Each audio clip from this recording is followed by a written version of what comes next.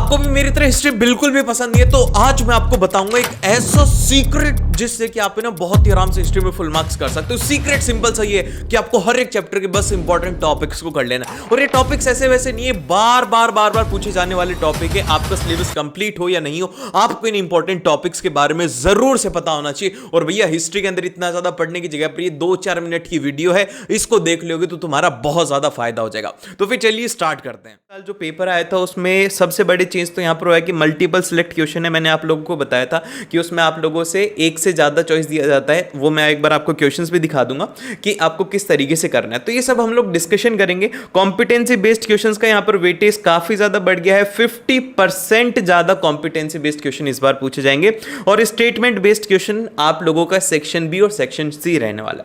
तो ये क्वेश्चन इसमें पूछे गए थे। अब इसके बाद में बात करते कि भैया अब आप किस तरीके से हमें बता दो। देखो मैं एक तो सबसे पहला तो ये है कि आप लोगों के प्रीवियस ईयर मैंने एनालाइज करा, उससे मेरे को पता लगा कि कैसे क्वेश्चंस आते हैं। और यहां पर मेरे पास में एक डेटा है। देखो इस डेटा के अंदर क्या है, यहां पे मेरे पास में एक तरफ तो है सैंपल पेपर 23-24 लास्ट ईयर वाला, और लास्ट ईयर का जो पेपर हुआ था वो है।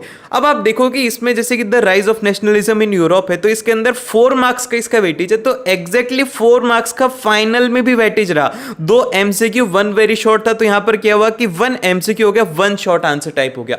तो इसी तरीके से एग्जाम में आएंगे तो आप लोगों का इस साल का सैंपल पेपर एनालाइज किया गया है और पिछले 10 साल के एनालाइज करके आपको ये वीडियो मिल रही है। अब इसके बाद में आते हैं हमारे हिस्ट्री के ब्लूप्रिंट के ऊपर कि भैया हिस्ट्री के अंदर कैसे क्वेश्चंस पूछे जाएंगे। तो देखो मेरी बात, हिस्ट्री में जो क्वेश्चंस आप लोगों के रहेंगे, सबसे पहले हम लोग बात करते हैं कि the rise of nationalism in Europe में जो लास्ट ईयर के 2024 के पेपर में थे, एक एमसीक्यू और एक शॉर्ट आंसर टाइप क्वेश्चन पूछा गया था। और इस बार क्या हुआ है कि एक लॉन्ग आंसर टाइप आपके सैंपल पेपर में पूछा गया। तो अब इसमें क्या क्या चीजें जो कि आपको पढ़नी होंगी, सबसे पहली तो यह है कि नेपोलियन सिविल कोड आपको पढ़ना है 1804 का, जो कि 2019 में, 20 में, 23 में ये 3 बार पूछा जा चुका है, तो एक इंपॉर्टेंट रहता है। फिर liberal nationalism in 19th century हो गया, unification of Germany and Britain हो गया, और role of women in nationalism in Europe हो गया। ठीक है, तो ये इस तरीके से आप लोगों को ये 4 टॉपिक इंपॉर्टेंट ही। अपनी एनसीईआरटी बुक उठाओ, अभी के अभी जाओ और अपनी बुक लेकर के आओ। ऐसे बैठ करके मत देखो, मार्क करो कि भैया ने एक बार ये बताया था हमें ये चीजें पढ़नी है। जब भी टीचर पढ़ाए उसके ऊपर ध्यान देना, ये चीजें मिस नहीं करनी। अब उसी के साथ में नेक्स्ट आता है नेशनलिज्म इन इंडिया।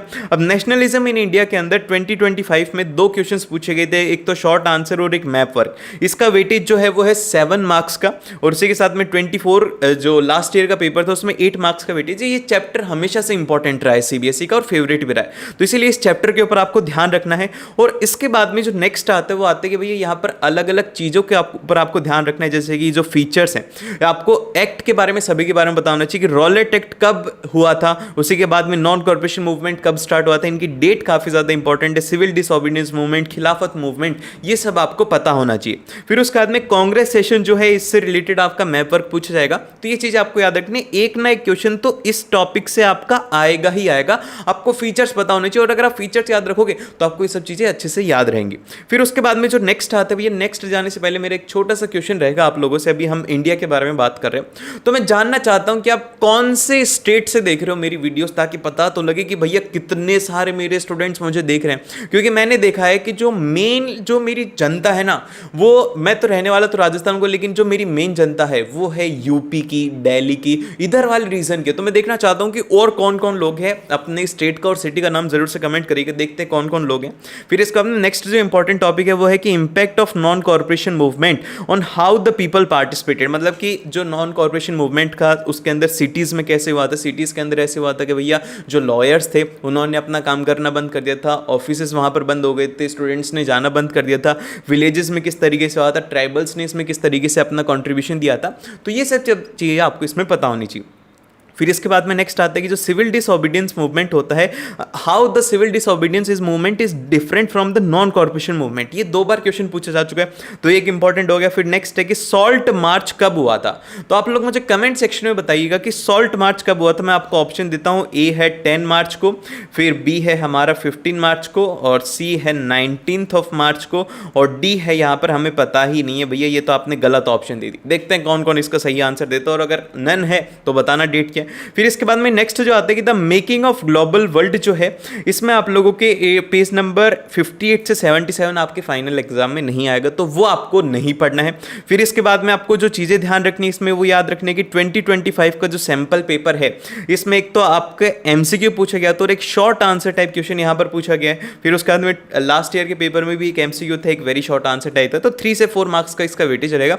सो ये लेस इंपॉर्टेंट है, इसको आपको पढ़ना है लेकिन ज़्यादा डिटेल में इसमें जाने की जरूरत नहीं है। अब इसमें क्या क्या पूछा गया, वो पूछा गया कि भैया effect of population growth in England, की इंग्लैंड में जो पॉपुलेशन ग्रोथ थी उसकी वजह से क्या हुआ था, 17, 18 और 24 में पूछा गया था।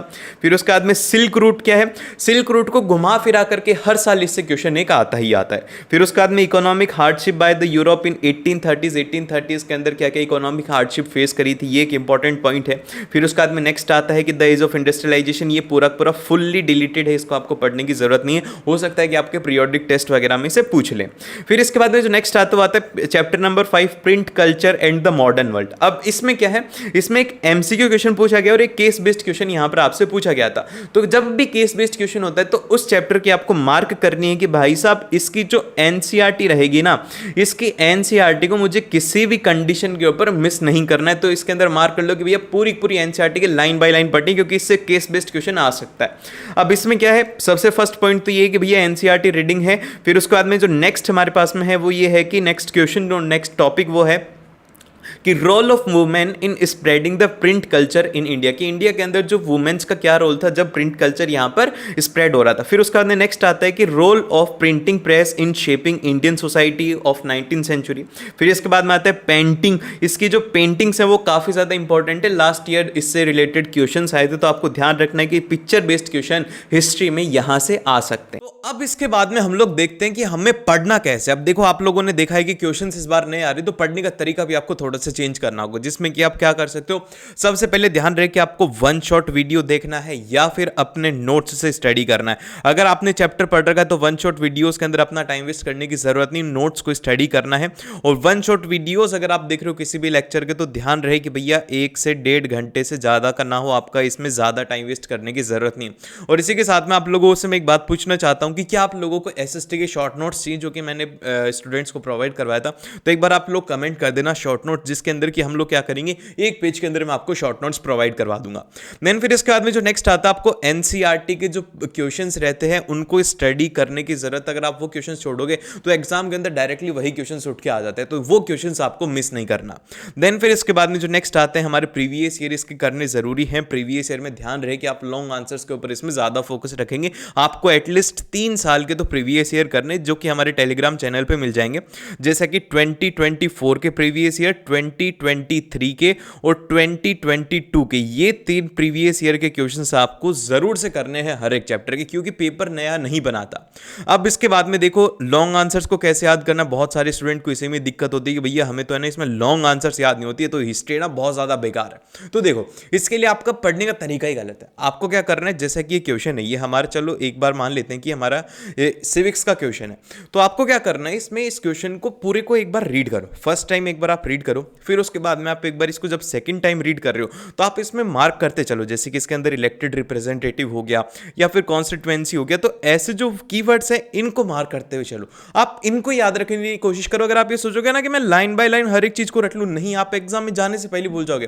तो इसीलिए आपको क्या करना है कि आपने कीवर्ड्स को याद किया, फिर उसके बाद में उन कीवर्ड्स को याद रखने की कोशिश करो कि इसमें रिप्रेजेंटेटिव था, अकाउंटेबिलिटी था, कॉन्स्टिट्यूएंसी था। तो एग्जाम में जब ये क्वेश्चन आएगा तो आपकी जो 3 कीवर्ड्स हैं इससे मिला करके आप 4 से 5 पॉइंट इसके बना सकते हो।